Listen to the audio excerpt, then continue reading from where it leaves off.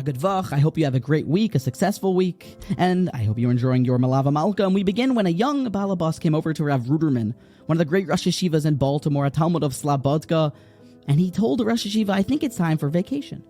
I think it's time that you go on a break. After all, you're an advanced age and you've been working hard. And of course, like many great people, they won't hear of it. Eventually, he would not relent from bombarding the Rosh Yeshiva with asks to go on vacation. After all, Rebbe, I own a vacation home and you can go. And the Rebbe said, no. And then he wouldn't stop. And eventually he said, okay, fine, I'll go.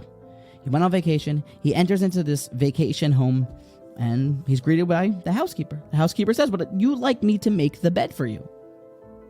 Yes, Rav Ruderman says.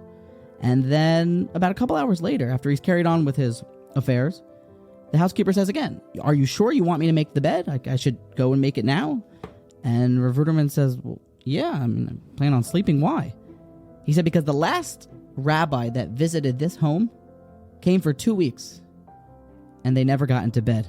They sat in that chair over there for 2 weeks, reading those books, pointing to a shelf of Gemaras, and studied there in that chair for 2 weeks.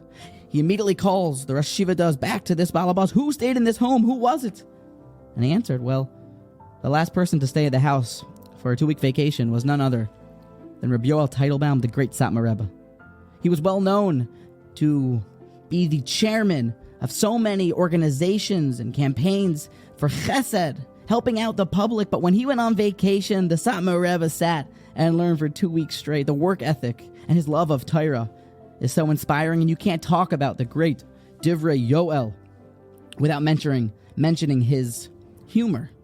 When one chassid came to the Rebbe seeking to give a donation, some charity, he said, I want to give it in the name of the Rebbe, and Rebbe's name is Yoel, so I want to give the numerical value of the word Yoel, which is a small amount of money, but a nice donation.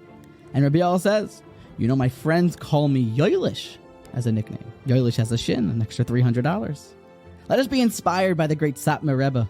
When we learn about the righteous, it inspires us to want to be like them. We learn how to go on vacation, how the righteous go on vacation, things to strive for, and we also learn about the great personalities of our Gedolim.